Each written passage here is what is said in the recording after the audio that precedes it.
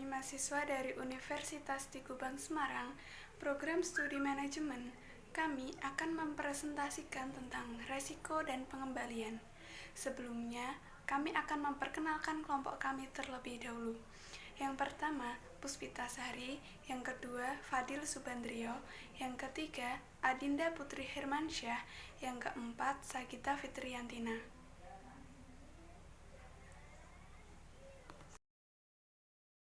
Nah, kali ini yang pertama kita mau belajar tentang portofolio efisien. Apa sih sebenarnya portofolio efisien? Jadi, portofolio efisien itu portofolio yang menghasilkan tingkat keuntungan tertentu dengan risiko yang lebih rendah, atau risiko tertentu dengan tingkat keuntungan yang lebih tinggi, sehingga pemodal harus berusaha memaksimalkan tingkat pengembalian yang diharapkan dari investasi dan risiko yang diterima. Nah, selanjutnya kita akan mulai dengan kasus 2 aset dan kemudian memperluas ke kasus umum aset N. Nah, kali ini kita mau belajar tentang kasus 2 aset. Jadi kita mempertimbangkan 2 aset yaitu A dan B. Anggap saja kita telah memperkirakan pengembalian yang diharapkan atau standar deviasi dari pengembalian dan juga adanya koefisien untuk pengembaliannya. Pengembalian yang diharapkan dan standar deviasi untuk portofolio itu mengandung 2 aset, yaitu adanya expected return atau perkiraan pengembalian, itu ada rumusnya. Terus kemudian ada juga kita mengharapkan adanya standar deviasi portofolio. Nah, jadi kali ini kita juga mau belajar dari sebuah ilustrasi. Jadi ada PT ABC mengalokasikan dananya yaitu antara A dan B dalam proporsi apapun. Misalkan, sekuritas A memiliki tingkat pengembalian diharapkan sebesar 5% dan standar deviasi pengembaliannya yaitu 4%. Sedangkan untuk sekuritas B yaitu memiliki tingkat pengembalian yaitu 8% dan standar deviasinya 10%. Kemudian diasumsikan dalam 3 derajat korelasi yang berbeda, yaitu ada plus 1.0, terus ada 0.0 dan min 1.0, dan menggunakannya untuk mengembangkannya pengembalian yang diharapkan dan standar deviasi portofolio. Kemudian untuk menghitungnya menggunakan persamaan yaitu standar tingkat pengembalian yang diharapkan sama dengan yaitu bobot portofolio pada aset A dikali dengan tingkat pengembalian yang diharapkan pada A, kemudian ditambahkan, lalu dikurung atau dikali, yaitu 1 dikurangi dengan bobot portofolio A, kemudian dikalikan dengan tingkat pengembalian yang diharapkan oleh B, dan disubstitusikan nilai yang diberikan untuk tingkat pengembalian A dan B, lalu dihitung tingkat pengembalian yang diharapkan untuk nilai bobot portofolio pada A yang berbeda. Misalkan, jika nilai bobot pada A yaitu 0,75, maka 0,75 dikali 5% ditambah 0,25 dikali 8% sama dengan 5,75%. Kemudian menggunakan rumus standar deviasi yaitu dengan 0,75 dipangkat 2 dikali 0,04 dikali dipangkatin 2 dulu, terus habis itu ditambah 1 kurangi 0,75 dipangkat 2, kemudian dikali 0,10 dipangkatin 2, kemudian ditambah 2, kemudian ditambah 2, terus dikali 0,75 dikali 0,25 dikali 0 dikali 0,4, kemudian dikali 0,10, nanti hasilnya akhirnya 3,9%. Nanti bisa dicoba dulu pakai rumus yang ada pelan-pelan. Kemudian ada beberapa asumsi, yaitu dari tingkat pengembalian yang diharapkan dan standar deviasinya. Nah, dijelaskan di gambar juga ada value of WA, di mana yang dimaksud yaitu bobot portofolio A. Kemudian juga ada nilai dari 1 dikurangi bobot portofolio A. Terus juga ada tingkat pengembalian yang diharapkan dan juga ada 3 korelasi yang berbeda. Nah, nanti bisa dilakukan pengecekan dari berbagai asumsi yang ada. Lanjutkan dari teman saya yaitu resiko portofolio minimum. Dari contoh-contoh ini kita melihat bahwa dalam satu kasus ekstrim koefisien korelasi aset A dan B sama dengan min 1. Resiko dapat dihilangkan seluruhnya. Sementara dalam kasus ekstrim lainnya, koefisien korelasi aset A dan B plus 1 diversifikasi tidak ada gunanya sama sekali. Di antara ekstrim ini, menggabungkan dua saham ke dalam portofolio mengurangi tetapi tidak menghilangkan resiko yang melekat pada saham individu tersebut. Yang kedua, jika kita menggunakan persamaan resiko portofolio dengan hormat pada minimum risk portofolio, atur turunan sama dengan 0 dan kemudian mempecahkan untuk minimum risk portofolio, kita mendapat bagian dari portofolio yang harus diinvestasikan dalam sekuritas A. Jika kita ingin membentuk portofolio yang beresiko rendah, maka diperoleh persamaan seperti berikut. Untuk yang ketiga, untuk menemukan portofolio resiko minimum, jika penjualan singkat tidak digunakan, batasi minimum risk portofolio hingga kisaran 0 hingga plus 1. Artinya jika minimum risk portofolio kurang dari 1, atur minimum risk portofolio ke 1. Dan jika minimum risk portofolio negatif, atur minimum risk portofolio ke 0,0. Yang selanjutnya ada kasus N aset. Prinsip yang sama dari kasus 2 aset juga berlaku ketika portofolio terdiri dari N aset. Berikut adalah notasi untuk kasus N aset. Presentasi investasi dalam aset I atau bobot portofolio dilambangkan oleh WI. Laba yang diharapkan untuk aset I adalah RI. Standar defisiasi aset I adalah OI. Dan korelasi antara aset I dan aset J adalah PIJ. Pengembalian yang diharapkan untuk portofolio dengan N aset seperti berikut: expected return dan variance of the portfolio. Yang ketiga adalah memilih portofolio optimal seperti berikut untuk contohnya. Dengan hanya 2 aset, rangkaian portofolio yang layak adalah garis atau kurva. Namun dengan meningkatkan jumlah aset, kami memperoleh area poin A, H, G, dan E mewakili sekuritas tunggal. Semua poin lain di daerah yang diarsip dan batas-batasnya yang terdiri dari aset layak mewakili portofolio dari 2 arah atau lebih sekuritas. Setiap titik di area ini memiliki portofolio tertentu dengan resiko OP dan pengembalian RP yang diharapkan. Selanjutnya ada frontier efficient. Pada gambar tersebut garis batas BCDE mendefinisikan seperangkat portofolio efisien yang juga disebut perbatasan efisien. Portofolio di sebelah kiri set efisien tidak dimungkinkan karena letaknya di luar set yang dicapai. Portofolio di sebelah kanan garis batas atau portofolio interior tidak efisien karena beberapa portofolio lain akan memberikan pengembalian yang lebih tinggi untuk tingkat resiko yang sama atau resiko yang lebih rendah untuk tingkat pengembalian yang sama. Misalnya, portofolio X didominasi dalam pengertian ini oleh semua portofolio pada kurva CD. Untuk yang selanjutnya, asumsi dasar modal penetapan harga modal. Modal penetapan harga modal atau CAPM yang diperkenalkan pada bab 2 menetapkan hubungan antara resiko dan tingkat pengembalian aset yang diminta ketika mereka berada dalam portofolio yang terdiversifikasi. Asumsi yang mendasari pengembalian CAPM dirangkum dalam daftar seperti berikut. Yang pertama, semua investor fokus pada periode holding tunggal dan mereka berusaha untuk memaksimalkan utilitas yang diharapkan dari kekayaan terminal mereka dengan memilih di antara portofolio alternatif berdasarkan basis ekspektasi dan standar defisiasi setiap portofolionya.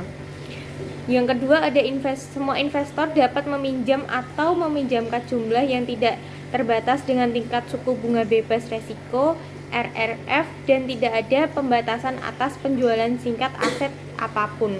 Yang ketiga, ada semua investor memiliki perkiraan yang identik dari pengembalian yang diharapkan, varian dan konvergensi di antara semua aset, yaitu investor memiliki harapan yang homogen. Yang keempat, ada semua aset sempurna dapat dibagi dan liquid sempurna, yaitu dijual dengan harga berlaku. Yang kelima, tidak ada biaya transaksi. Yang keenam, tidak ada pajak. Yang ketujuh, semua investor adalah pengambil harga, yaitu semua investor berasumsi bahwa aktivitas pembelian dan penjualan mereka sendiri tidak akan mempengaruhi harga saham. Yang kedelapan, ada jumlah semua aset diberikan dan diperbaiki. Terima kasih. Selanjutnya ada garis pasar modal dan garis pasar sekuritas. Garis pasar modal menunjukkan hubungan antara return dan resiko dari portofolio pada pasar yang seimbang untuk portofolio Asian. Sedangkan garis pasar sekuritas menunjukkan hubungan antara return yang diharapkan dari suatu sekuritas dengan resiko sistematis. SML digunakan untuk menilai sekuritas secara individual pada kondisi pasar yang seimbang. Garis pasar sekuritas merupakan garis yang ada di dalam pasar modal. Dan contoh gambarnya seperti di bawah ini. Kemudian kita masuk ke contoh soal. Sebagai contoh misalkan RRF sama dengan 15%, RM sama dengan 20%, dan OM sama dengan 20%. Dalam hal ini kemiringan CML adalah 20% dikurangi 15% dibagi 20% sama dengan 0,25. Dan jika portofolio efisien tertentu memiliki OP sama dengan 15%, maka RP adalah,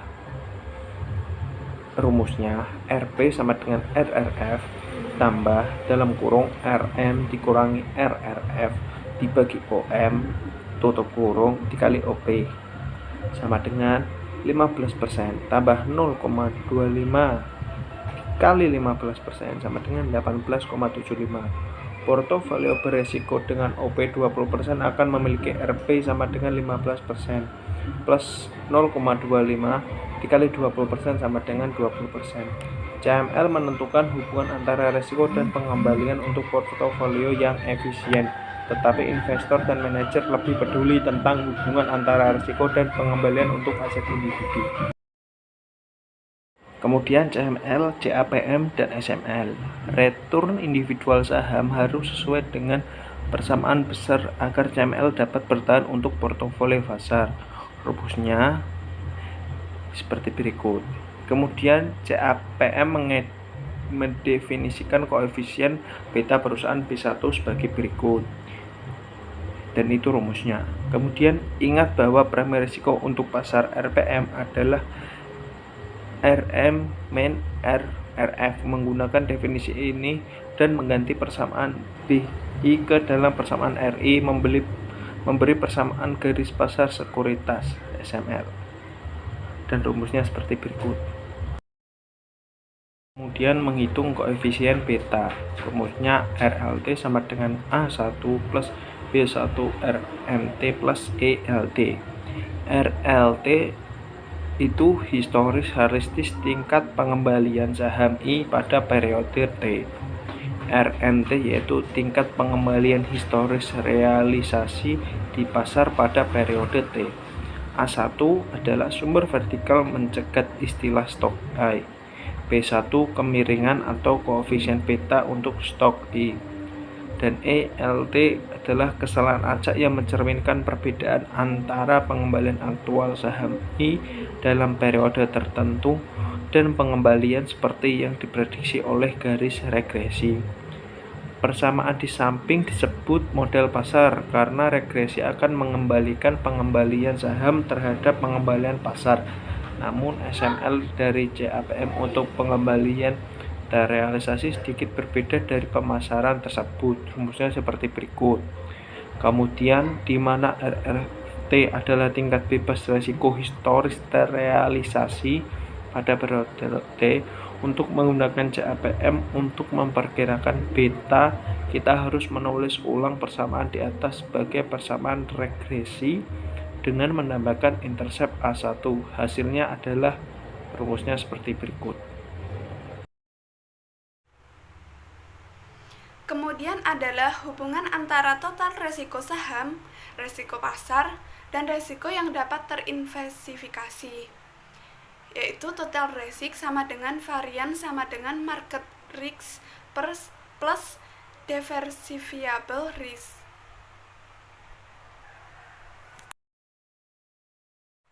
Selanjutnya, teori harga arbitrase.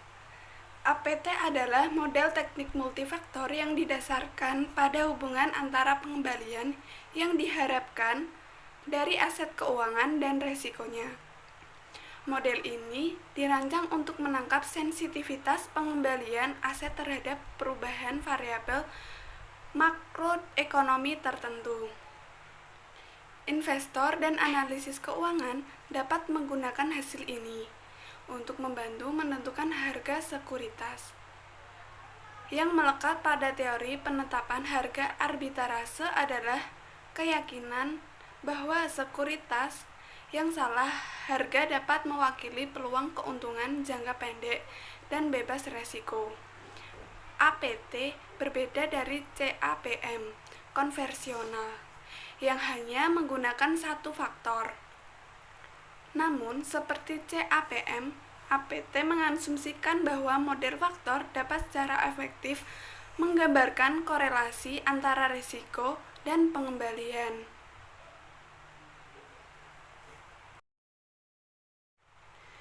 Teori harga arbitrase berbeda dengan model penetapan harga aset modal. Teori penetapan harga arbitrase tidak mengasumsikan bahwa investor memiliki portofolio yang efisien. Namun, teori tersebut mengikuti 3 asumsi yang mendasari. 1. Pengembalian aset dijelaskan oleh faktor sistematis. 2. Investor dapat membangun portofolio aset di mana risiko spesifik dihilangkan melalui diverifikasi. 3. Tidak ada peluang arbitrase di antara portofolio yang terverifikasi dengan baik. Jika ada peluang arbitrase, peluang itu akan dimanfaatkan oleh investor. Beginilah teori itu mendapatkan namanya. Selanjutnya, APT yang setara dengan garis pasar keamanan, CAPM, dapat dikembangkan dari persamaan sebagai berikut.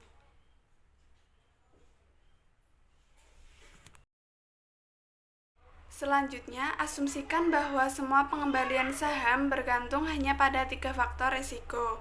Yang pertama, inflasi, produksi industri, dan tingkat agregat penghindaran risiko.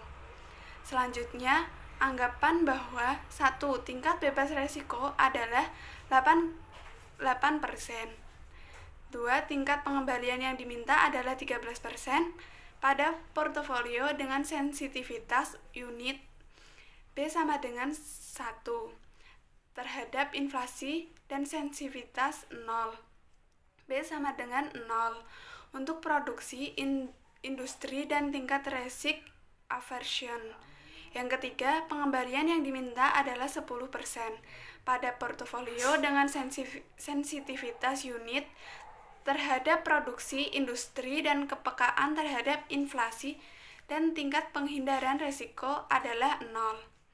Dan yang keempat, pengembalian yang diminta adalah 6% pada portofolio berisiko dengan sensitivitas unit terhadap tingkat keengganan risiko dan kepekaan 0 terhadap inflasi dan produksi industri.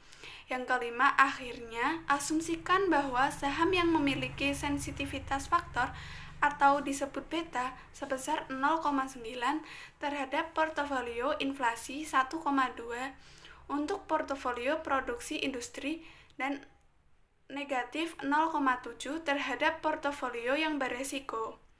Akhirnya, asumsikan bahwa saham yang dimiliki sensitivitas faktor atau beta sebesar 0,9 terhadap portofolio inflasi 1,2 untuk portofolio produksi industri dan negatif 0,7 terhadap portofolio yang beresiko.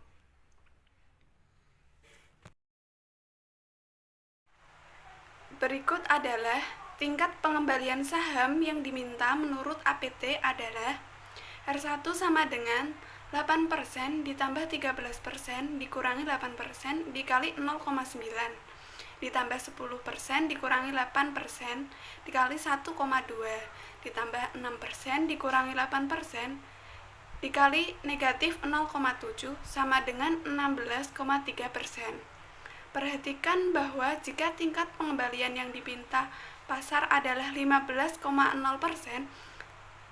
dan jika saham I memiliki beta CAPM 1,1, maka tingkat pengembalian yang diminta menurut SML akan menjadi R1 sama dengan 8% ditambah 15 dikurangi 8% dikali 1,1 sama dengan 15,7%.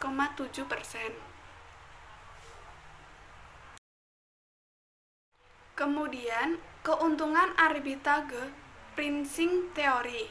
Keuntungan utama dari APT adalah membawa hal itu memungkinkan berbeda faktor ekonomi untuk mempengaruhi pengembalian saham individu. Sedangkan CAPM mengasumsikan bahwa efek dari semua faktor kecuali yang unik untuk perusahaan dapat ditanggapi dalam ukuran tunggal. Variabilitas saham sehubungan dengan portofolio pasar, juga APT, membutuhkan asumsi yang lebih sedikit daripada CAPM, dan karenanya yang lebih umum, akhirnya APT tidak menganggap bahwa semua investor mengembangkan portofolio pasar.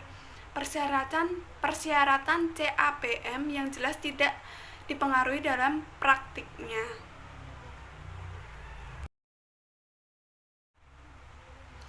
Ini ada sedikit ringkasan. Yang pertama, portofolio yang efisien. Portofolio yang efisien adalah portofolio yang menawarkan pengembalian paling banyak untuk sejumlah risiko tertentu atau risiko terkecil untuk jumlah pengembalian tertentu. Yang kedua, portofolio optimal. Untuk investor ditentukan oleh kurva indifferent tertinggi yang mungkin dimiliki investor, yang bersinggung dengan rangkaian portofolio yang efisien. Yang ketiga, capital asset pricing model menggambarkan hubungan antara risiko pasar dan tingkat pengembalian yang diminta.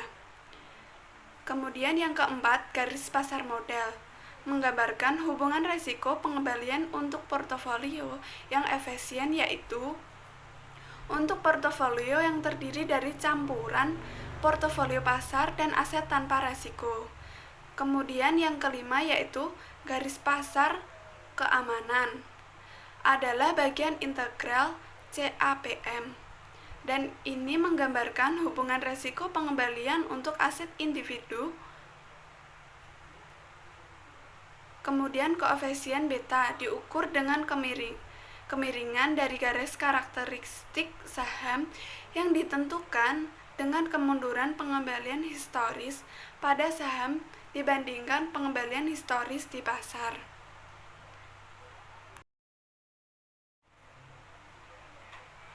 Jadi, meskipun CAM memberikan kerangka yang nyaman untuk memikirkan risiko dan pengembalian, itu tidak dapat dibuktikan secara empiris dan parameternya sangat sulit untuk diperkirakan. Dengan demikian, tingkat pengembalian yang diminta untuk suatu saham seperti yang dipikirkan oleh CAPM mungkin tidak persis sama dengan tingkat pengembalian yang diminta. Berbeda dengan CAPM, arbitrage prinsip teori menghipotesakan bahwa pengembalian saham yang diharapkan adalah karena lebih dari satu faktor.